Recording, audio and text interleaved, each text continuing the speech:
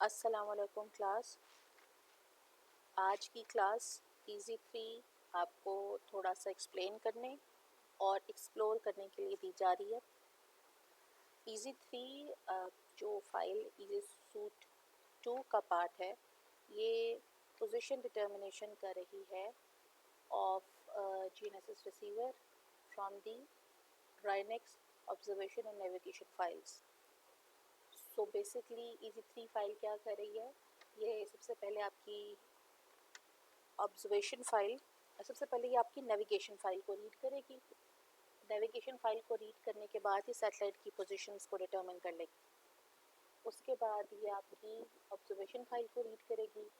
Observation file में काफ़ी किस्म की ऑब्जर्वेशंस होती हैं, तो जो ऑब्जर्वेशन आपको चाहिए पोजीशन के लिए, उस ऑब्जर्वेशन को ये यूज़ करके आपको ली स्क्वायर अप्लाई करके पोजीशन दे देगी। अब जो हमारे पास इजी 3 की फ़ाइल है, सबसे पहले मैं इसको रन करूँगी और इसके हम रिज़ल्ट्स देखेंगे और इसके बाद हम इस फाइल को पढ़ेंगे या देखेंगे कि इस फाइल में बेसिकली हो क्या रहा है। तो जिस फाइल को मैं रन करती हूँ इजी 3 को, तो ये फाइल बेसिकली जो आपकी ऑब्जर्वेशन फाइल है वो 873 ईपॉक्स पे ली गई है और वो जो ईपॉक्स हैं वो एक दूसरे से 1 सेकेंड के इंटरवल से सेपरेटेड हैं। तो जब हमें हर चूँकि ईपॉक पर पोजीशन कैलकुलेट हो रही है, तो जो हमें रिज़ल्ट मिलेगा वो 873 ईपॉक्स पर ही मिलेगा।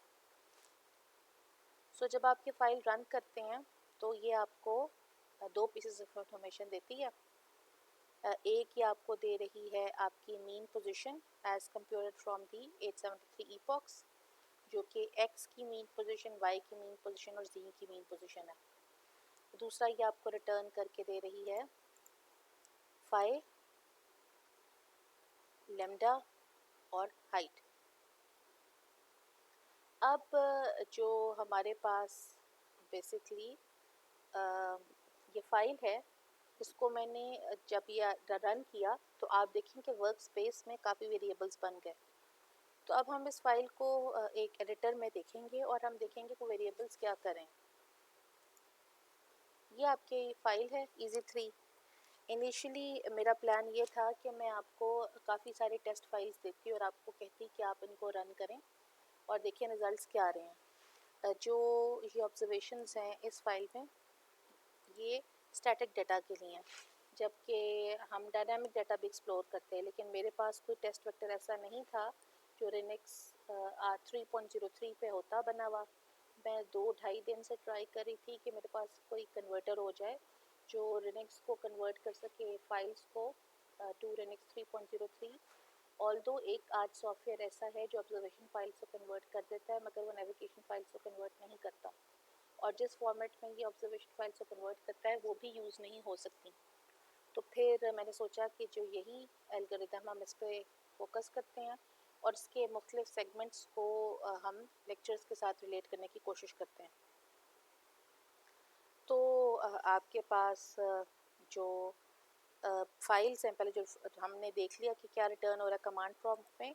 अब हम देख लेते हैं कि जो फिगर आपके पास रिटर्न हुई थी, वो फिगर जो है वो basically position variation with respect to time थी, और जहाँ पर ये रिप्रेजेंट कर रहा है changes in X Y Z since the first epoch, कि फ़र्स्ट ईपॉक से कितनी वेरिएशन आई है। तो अगर हम अज्यूम करें कि फ़र्स्ट ईपॉक हमारे पास रेफरेंस ईपॉक है, तो उसके मुताबिक एक्स की कितनी वेरिएशन है, वाई की कितनी है और जी की कितनी है। तो एक्स की वेरिएशन हमें नज़र आ रहा है ±0.5 मीटर्स तक है। जो वाई की वेरिएशन है वो पॉजिटिव डायरेक्शन में तो थोड़ी कम है, ऑरेंज वाली, लेकिन ज़रा नेगेटिव डायरेक्शन में 0.5 मीटर से ज़्यादा से जहाँ पर नज़र आ रहा है दिस इज़ -0.9638। और इधर भी ये वैल्यू ज़रा ज़्यादा हो गई है, यहाँ पर ये वैल्यू 1.422 है। और जो sorry, this is the variation in y and the orange one is variation in z. So यहाँ पर जो y की वेरिएशन है वो -0.9306 है। मैं कैसे कह रही हूँ, अगर आप ये लेजेंड देखें, जब मैटलैब में ग्राफ प्लॉट होता है तो आप लेजेंड्स के थ्रू मार्क कर सकते हैं और सेवरल वैल्यूज़ को एक ही प्लॉट पर प्लॉट कर सकते हैं। तो ब्लू वाली लेजेंड x की है, रेड लेजेंड जो है y की है और ऑरेंज लेजेंड z की है। तो z की वेरिएशन हमें नज़र आ रही है कितनी है, और y की वेरिएशन भी हमें नज़र आ रही कितनी है, which is around the same as the variation in x. So हो सकता है आपके पास मैटलैब का जो वर्जन हो वो हर वैल्यू ना बता रहा हो। जिस तरह मैं जब क्लिक कर रही हूँ ग्राफ को पता चल रही है और आपको लगे जैसे आपका नहीं पता, आपको हर वैल्यू को क्लिक करके वैल्यूज़ नहीं आ रही एक्स और वाई की, तो फिक्र ना हो कीजिएगा। हो सकता है कि आपके मैटलैब का वर्जन पुराना हो। ये नए वर्जन में रिलीज़ 2.08 के बाद ये वाली हमारे पास ऑप्शन है। अच्छा, अब हमें पता है जब हम लीस्ट स्क्वायर एल्गोरिथम रिटर्न को रन करते हैं तो हमें एक्स वाई जी पोजीशन और क्लॉक बायस, रिसीवर क्लॉक बायस मिलता है। तो रिसीवर क्लॉक बायस इन्होंने सेपरेट प्लॉट किया। रिसीवर क्लॉक बायस भी हम देखेंगे जैसे जैसे टाइम बढ़ रहा है वो स्टेबलाइज होता जा रहा है या रिड्यूस होता जा रहा है, और eventually it is around 43.31 at the and. जबकि जब शुरू हुआ था तो ये 55.63 माइक्रो सेकेंड्स था। रिसीवर क्लॉक बायस भी इम्प्रूव होता गया रिकर्सिवली, और फाइनली आपके पास अब 43.31 माइक्रो सेकेंड से करीब है। सो अब हम एडिटर पे जाते हैं और देखते हैं कि हमारे पास हो क्या रहा है कोड में। सबसे पहले कोड में हमारे पास लिनक्स की फ़ाइल रीड हो रही है लाइन 17 पर, और वो कौन सी फ़ाइल रीड हो रही है? दी नेविगेशन फ़ाइल। नेविगेशन फ़ाइल ये हमारे सामने खुली हुई है।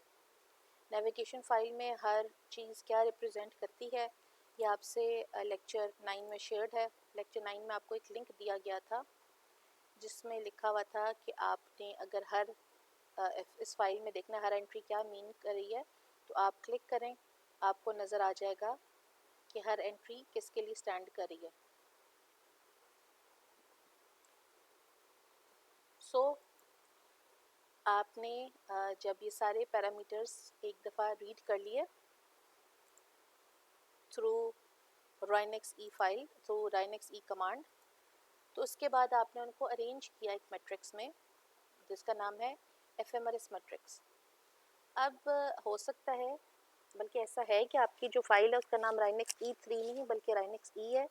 ये जो मैं 1-2 दिन से आपको बताया, कोशिश कर रही थी कि कुछ टेस्ट वेक्टर्स जनरेट करूं, तो मैंने 1-2 मुख्तलिफ फाइल्स रखी, वेरिएशन की थी। तो जो ओरिजिनल फाइल थी उसका नाम राइनेक्स E3 था, जो मेरे डेटाबेस में थी। आपके पास राइनेक्स ई ही है, तो जो हम बात कर रहे हैं वो राइनेक्स ई ही की कर रहे हैं। सो राइनेक्स ई फाइल क्या करती है? राइनेक्स ई फाइल ने जो सारी इंफॉर्मेशन थी उसने वो रीड की जो एफएमआरएस की है, और उसके बाद उस इंफॉर्मेशन को अरेंज कर लिया एक मैट्रिक्स में। और वो मैट्रिक्स कहाँ से मिलती है? अगेन रेफर टू लेक्चर 9 कि एक दफ़ा ये जो सारी वैल्यूज़ आपने उठाई, उसके बाद आपने सैटेलाइट का ECEF position vector according to this algorithm determine किया, जिनसे आपने ये पैरामीटर्स निकाल लिए। सो ये पैरामीटर्स अगर आप काउंट करें तो ये 19 पैरामीटर्स हैं। तो बेसिकली आपके ये जो सारे पैरामीटर्स हैं ये अरेंज होते हैं in the matrix known as FMRS matrix.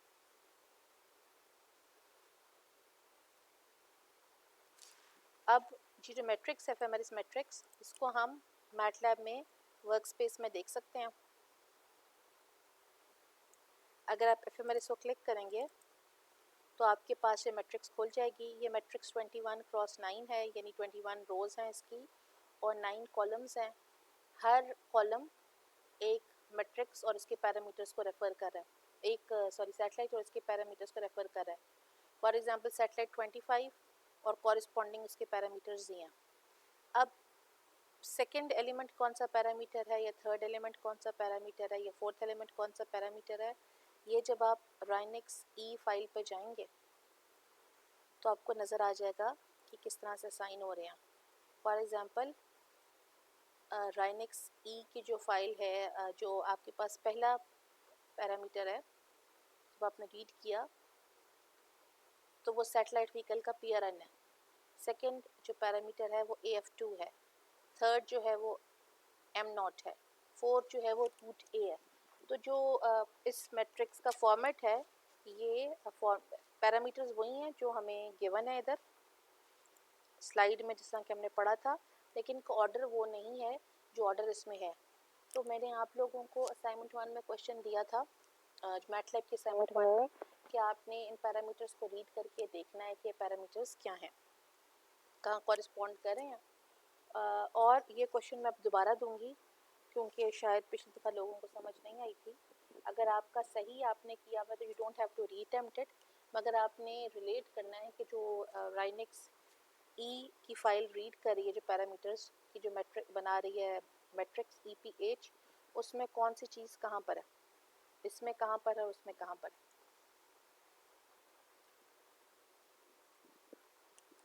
इसके बाद आपने एक दफ़ा ये पढ़ लिए पैरामीटर्स, उनको FMRS मैट्रिक्स में डाल दिया। अब आपने अपनी ऑब्जर्वेशन फाइल पर आ जाना है। आपकी ऑब्जर्वेशन फाइल में अगर आप देखें तो ऑब्जर्वेशन फाइल में काफ़ी सारी इंफॉर्मेशन है, जिसमें जो टाइप्स ऑफ ऑब्जर्वेशन हैं वो लाइन 9 और 10 में है। तो हम लोगों ने सबसे पहले तो देखना है कि हमने कौन सी ऑब्जर्वेशन है उसको यूज़ करके पोजीशनिंग करनी है। तो इसमें सिलेक्ट कर रहे हैं वो ऑब्जर्वेशन C1W पोजीशनिंग के लिए। अब आप लोगों के साथ मैंने राइनिक्स 3.03 की हेल्प शेयर की हुई है। अगर हम इसकी हेल्प पे जाएं तो हमें पता चलेगा कि C1W जो है, this is pseudo range measurement with Z tracking. Z tracking एक एडवांस्ड सिग्नल प्रोसेसिंग टेक्निक है जो कि position determination, precise position determination के लिए यूज़ की जाती है, and it assumes that you know the P code. So it is a proprietary format for certain receivers such as hashtag. अगर आपके पास entitled हैं, if you're entitled to receive P code, तो फिर आप Z tracking यूज़ करके सिर्फ code measurements को भी यूज़ करके पोजीशन डिटर्मिन कर सकते हैं। तो जो इन्होंने, इनका जो रिसीवर था उसने C1W ऑब्जर्वेशन रीड कर लें, तो उन्होंने उनको यूज़ करके पोजीशनिंग की। तो जो आपका टास्क है वो ये, सेकंड टास्क वो ये है कि आप लोगों ने इसकी जो टाइप ऑफ ऑब्जर्वेशन को चेंज करके C1C सिलेक्ट करना। और जब आप C1C सिलेक्ट कर लेंगे उसके बाद आप पोजीशनिंग करेंगे और आप देखेंगे कि रिजल्ट्स का कितना डिफरेंस आ रहा है। So what will you do is you will select C1C over here. इसके बाद लाइन 32 से लेके लाइन 71 तक बेसिकली ये हेडर रीड कर रहे हैं। ये ढूंढना चाह रहे हैं कि जो आपने ऑब्जर्वेशन यूज़ करनी है पोजीशनिंग के लिए, क्या वो वेदर दे आर अवेलेबल और नॉट, और वो कहाँ पर अवेलेबल हैं, ताकि इनकी इंफॉर्मेशन को आप यूज़ कर सकें। तो बेसिकली ये जो सारा कोड रन होता है, ये आपको दो लाइंस T लाइन 1 और T लाइन 2 रिटर्न करता है। और अगर हम मैटलैब में देखें T लाइन 1 और T लाइन 2 क्या कर रहे हैं, तो T लाइन 1 आपको बेसिकली ऑब्जर्वेशंस की पहली लाइन रीड करके दे रहा है, जो कि हमने यहाँ पर देखा है कि ऑब्जर्वेशंस की पहली लाइन G से शुरू हो रही है और वो C2W के बाद ऑब्स टाइप्स पर एंड हो रही है। तो जब ये रीड कर रहा है तो ये हर स्पेस तक एक कैरेक्टर उठा रहा है। ये एक है, ये नेक्स्ट कैरेक्टर है, फिर स्पेस आ गई, ये नेक्स्ट कैरेक्टर है, फिर ये नेक्स्ट है, एंड सो फोर्थ। तो अगर आप गौर करें मैटलैब में तो G20, C1C, L1C and so fourth read हुआ है टिल ऑब्स टाइप्स पर। सिमिलरली T लाइन 2 में ये रीड हुई हैं L2W से लेकर S5X तक, और फिर ऑब्स टाइप्स पे एंड हो रहा है L2W से S5X और फिर यहाँ एंड हो रहा है। और इवेंचुअली ये इनको कॉन्केटिनेट करके एक कंसोलिडेटेड TT एरे बना लेता है जिसमें ये दो सारे एलिमेंट्स हैं। और इसमें अब हमारे पास तमाम ऑब्जर्वेशन टाइप्स हैं जिनको हमने चूज़ करके अपनी डिज़ायर्ड ऑब्जर्वेशंस उठानी है। तो अगर आप TT क्लिक करेंगे तो TT में ये तमाम ऑब्जर्वेशंस कॉन्केटिनेट हुई हैं।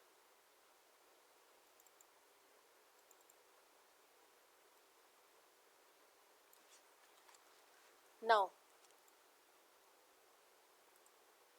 जब एक दफ़ा इसने हेडर पढ़ लिया और उसको तमाम ऑब्जर्वेशन टाइप्स मिल गई, अब इसने क्या करना है कोड ने, कि कोड ने देखना है कि आपकी डिज़ायर्ड ऑब्जर्वेशंस कहाँ पर हैं, किस रो में या किस कॉलम में लाई कर रही हैं, और उसने ऑब्जर्वेशंस कॉलम में उनको ऑब्जर्वेशंस को डाल लेना है।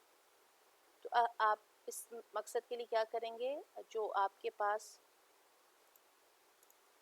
टाइप ऑफ ऑब्जर्वेशन है, इसमें आप देखें तो 3 मेंबर्स हैं, ये पहला मेंबर है, दूसरा मेंबर है, तीसरा मेंबर है। चूँकि हम सूडो रेंज को यूज़ कर रहे हैं तो हम सी को ख़त्म कर देंगे और हम देखेंगे ऑब्जर्वेशन टाइप क्या है। हमें पता है कि सूडो रेंज ऑब्जर्वेशन जो हैं वो सिंगल इपॉक सॉल्यूशन के लिए यूज़ की जा सकती हैं, जबकि कैरियर फेज ऑब्जर्वेशन जो हैं वो सिंगल इपॉक में रिजल्ट नहीं देती अगर आप उनको डिफरेंशियल कन्फिगरेशन या किसी और कन्फिगरेशन में यूज़ नहीं कर रहे, क्योंकि उनमें हमारे पास एक इंटीजर एम्बिग्विटी होती है जो कि अनरिजॉल्व्ड होती है, it needs to be resolved. So अब हमारे पास आपने इसलिए कंपेयर की सी को छोड़ के अगली दो स्ट्रिंग की कैरेक्टर्स कंपेयर किए, STR-CMP स्ट्रिंग कंपैरिजन, और आपने देखा कि अगर आपके पास 1C ऑब्जर्वेशन है तो अच्छी बात, ऑब्जर्वेशन कॉलम +1 हो जाएगा। अगर हमारे पास जो 1W टाइप ऑब्जर्वेशन है तो आपकी एरे का नेक्स्ट मेंबर आ जाएगा एंड सो फोर्थ। तो ऑब्जर्वेशन को हमने कॉलम्स में डाल दिया। नाउ इसके बाद आपने क्या किया कि हमारे पास हमने तमाम की तमाम सैटेलाइट्स जो हैं, हमने हर इपॉक की फर्स्ट लाइन रीड की और सेकेंड ऑफ वीक और नंबर ऑफ सैटेलाइट व्हीकल्स देखा। तो अगर हम ऑब्जर्वेशन फाइल देखें तो हर पहली लाइन में हमारे पास टाइम ऑफ द वीक और नंबर ऑफ सैटेलाइट्स आ रहा होता है। ये हमारे पास टाइम ऑफ द वीक है 9:15 and this 7 is the number of satellites 1 2 3 4 5 6. Oh sorry, this is the time of this is the date, this is the time, minutes, hours, minutes, seconds, and this is the number of satellites that are visible. So ये जो है हमारे पास observations, ये इधर आ रही हैं। उसके बाद जो G02 है, ये सेकंड सैटेलाइट के लिए ये पहली ऑब्जर्वेशन है, और पहली ऑब्जर्वेशन हमारे पास क्या थी, C1C। नेक्स्ट है L1C, फिर D1C, फिर S1C, फिर से C1C, L1C, D1C and so fourth, S1C and so fourth. तो ये ऑब्जर्वेशन चलती जा रही है हमारे पास।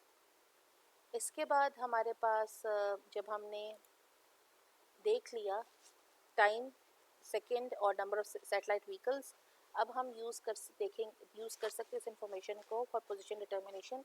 लेकिन इससे पहले हम देखेंगे क्या कहीं ऐसा तो नहीं है कि हमारे पास कोई सैटेलाइट ऐसी है जिसकी एफएमआरएस इंफॉर्मेशन नहीं अवेलेबल, और एफएमआरएस इंफॉर्मेशन हमने नेविगेशन फाइल से ली थी। तो अगर हमारे पास कोई सैटेलाइट ऐसी है जिसकी हमारे पास नेविगेशन इंफॉर्मेशन अवेलेबल नहीं है तो उसको हम निकाल देंगे, और उसके अलावा बाकी सैटेलाइट से हम पोजीशनिंग कर लेंगे। दिस रेस्पो LS is least square algorithm, जो हर इपॉक पर आपको सॉल्यूशन डिटरमिन करके देगा।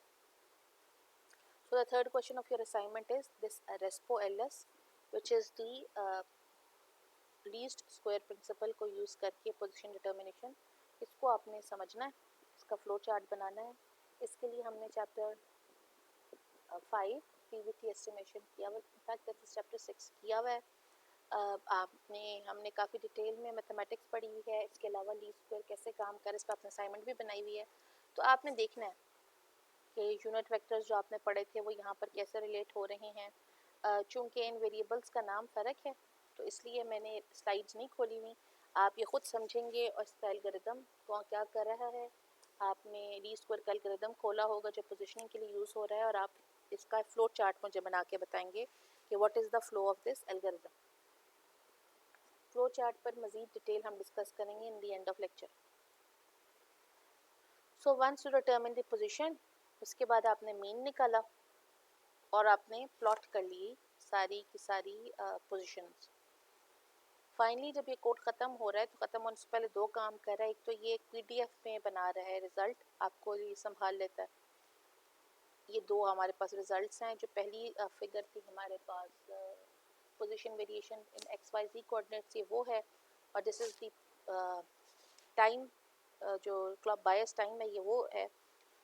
तो ये इन दोनों को PDF फॉर्म में भी आपके EZ2 वाले फोल्डर में तस्वीरें आ जाती हैं। ये कमांड्स बहुत ज़रूरी नहीं है, आप इनको डिलीट भी कर सकते हैं।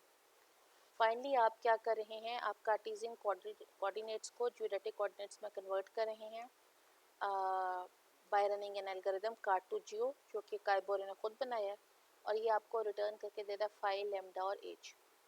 अगर हम कार्ट2जियो एल्गोरिथम में जाएं तो कार्ट2जियो एल्गोरिथम जो है ये बेसिकली काम कर रहा है किस तरह से, ये हम लोगों ने लेक्चर 7 में देखा है कि अगर हमारे पास एक्स वाई जी गिवन है तो उससे हम फाई, एज और लेम्डा कैसे डिटरमिन कर सकते हैं।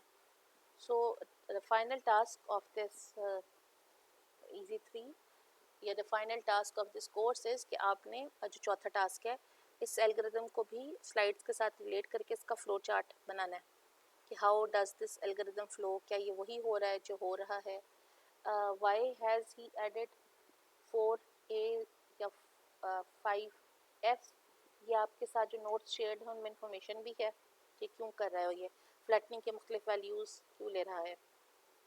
So you will understand once you read those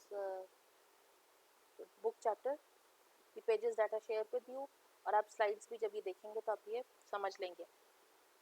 अच्छा, अब पॉइंट ये है हमारा कि हमने कोड का फ्लो समझना है, ज़रूरी नहीं है कि आपको हर कमांड समझ आए। For example A tan is arc tag या tan इनवर्स या डिग्री टू DMS क्या कर रहा है, बेसिकली डिग्रीज को कन्वर्ट कर रहा है डिग्री मिनट सेकेंड में। तो जो ये वाली बातें हैं ये आपको हर कमांड पता होना ज़रूरी नहीं है, आप कमांड को मैटलैब में हेल्प से भी डिटरमिन कर सकते हैं। आपको overall flow of the code पता होना चाहिए, क्योंकि आपने ये कोड दोबारा खुद नहीं लिखना, लेकिन आपने कोड इस्तेमाल करना है। तो जब हमारे पास से इंशाल्लाह नेक्स्ट सेमेस्टर में रिसीवर्स आएंगे और हम खुद डाटा कलेक्ट करेंगे राइनेक्स 3.03 में, तो हम इस कोड को खुद रन करके देख सकते हैं कि हमारे पास क्या पोजीशंस आ रही हैं और हम वेरिएशन कर सकते हैं। क्योंकि ये कोड मैटलैब में है तो हमें फ्लेक्सिबिलिटी दे रहा है कि हम यहाँ पर कहीं भी अपना एल्गोरिथम प्लग इन प्ले कर सकते हैं। फॉर एग्जांपल मैंने इजी 5 डिफरेंशियल पोजीशनिंग का कोड यूज़ किया था और उसमें मैंने अपने इन वेरिएशंस डाली थी। So this is up to you कि आप एक बार समझ लें, उसके बाद आपने कौन से पार्ट को ठीक करना है वहाँ पर आप उसको ठीक कर सकते हैं। यहाँ पर छोटी सी एक बात बतानी है जो आप जब पढ़ेंगे आपको खुद भी समझ आ जाएगी कि टॉलरेंस, ये 1e-13 एक टॉलरेंस है जो कोड में हमने यहाँ कहा था, this serves to yield convergence to micro arc second accuracy within 3 iterations. तो ये जो हमने एक्यूरेसी है, जब आप रिजल्ट कन्वर्ट करा रहे होते हैं, आप कहते हैं कि 2 वैल्यूज़ का रिजल्ट में अगर 1 की वेरिएशन है तो आप कोड को रन करना ख़त्म कर दें। So this concludes our easy 3 code. अब थोड़ा सा फ्लो चार्ट की बात कर लेते हैं। फ्लो चार्ट जो है एक हमारे पास प्रोग्रामर्स का फ्लो चार्ट होता है जिसमें आप इस तरह के कुछ कमांड डिसीजन मेकिंग के लिए, फॉर एग्जांपल इस तरह का एक ट्रायंगल टाइप बॉक्स होता है जो डिसीजन मेकिंग के लिए यूज़ होता है। स्टार्ट के लिए एक फिक्स्ड सिंटेक्स है, स्टार्ट के लिए आप इस किस्म का कुछ लिख रहे होते हैं, इसमें आप स्टार्ट लिखते हैं। फिर आप आता है, फिर आपको डिसीजन मेकिंग के लिए ये होता है ट्रायंगल, यस या नो, यस पे यहाँ जाता है, नो पे यहाँ जाता है, बल्कि इनफैक्ट ये चेक होता है if this is less than 4 से if this is greater than 4 तो ये होगा, अदरवाइज वो होगा, और यूँ चलता जाता है। Get number. तो आप इस तरह का फ्लो चार्ट भी बना सकते हैं, और इस तरह का फ्लो चार्ट एक हॉरिजॉन्टल या वर्टिकल फ्लो चार्ट भी बना सकते हैं जो बता रहा हो, फॉर एग्जांपल रीड, मैं इजी 3 का अगर आपको कहूँ, हमने क्या की इजी 3 में, रीड नेविगेशन फाइल, नेव फाइल। फिर नेक्स्ट काम क्या हुआ, मैं इसको वर्टिकली बना रही हूँ, आप हॉरिजॉन्टली भी बना सकते हैं। हॉरिजॉन्टली का मतलब है एक डब्बा यूँ है, फिर ऐसे अगला डब्बा यूँ है, फिर अगला डब्बा यूँ है। अच्छा, इसके बाद हमने क्या किया था, हमने सेलेक्ट की थी ऑब्जर्वेशन टाइप।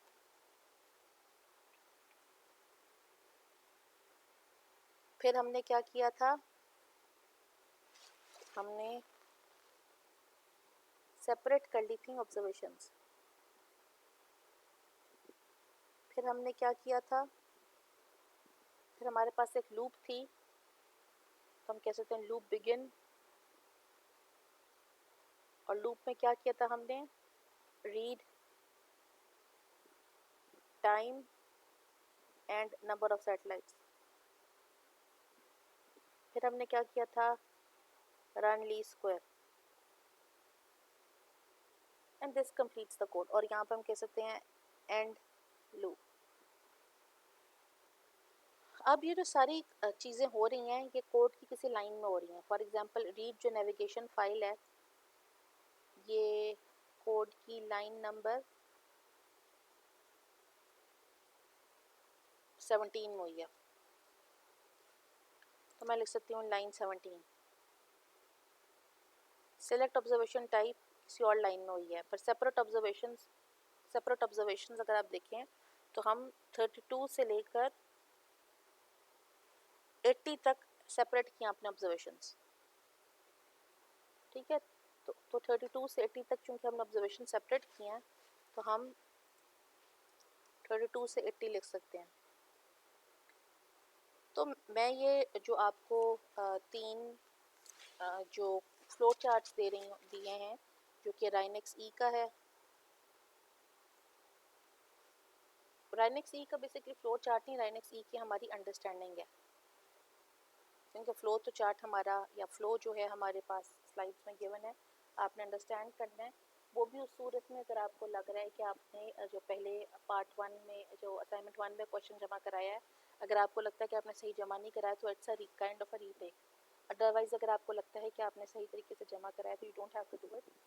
जो 2 फ्लो चार्ट्स आपने मुझे देने हैं वो आपने मुझे देने हैं, एक तो कार्ट टू जियो का जो एंड में आया था, cartesian to geodetic coordinate conversion, और एक आपने मुझे देना है रेस्पो अंडरस्कोर एलएस का, which is the least square, जो बेसिक एल्गोरिथम है, जो ये वाला एल्गोरिथम है। तो इन दो का आपने मुझे फ्लो चार्ट देना है, और आपने ऑब्जर्वेशन टाइप्स चेंज करनी है to C1C from C1W and comparison करना है। So the assignment will be handed to you in written form as well. This is my third time while recording this lecture. इससे पहले दफ़ा जब मैं lecture record करी थी तो मेरे बच्चों ने म्यूट किया हुआ था माइक, बिकॉज दे थॉट कि आवाज़ आसपास से जाती है। So I had to record this lecture again. उससे पहले मेरा मोबाइल लैपटॉप शट डाउन हो गया था, तो अब मेरे पास टाइम नहीं है, लेकिन मैं जब हमारा लेक्चर की क्लास होगी, हेल्प सेशन होगा, तब तक होपफुली असाइनमेंट अपलोड भी कर दूँगी। So this concludes the assignment. In case you have any queries, you can message me और हम फिर accordingly मैं बात कर सकते हैं। मैं 24 घंटे में होपफुली आपको जवाब दे दूँगी। तो मैं जवाब ना दूँ तो इसका मतलब ये नहीं होता कि मैं आपको जवाब देना नहीं चाह रही, इसका मतलब होता है कि मेरे जहन से निकल गया। तो आप मुझे रिमाइंडर भी भेज देंगे तो कोई मुज़ायका नहीं अगर आपको 24 आवर्स में आंसर नहीं मिलता। So okay class, see you on Tuesday's lecture. Allah Hafiz.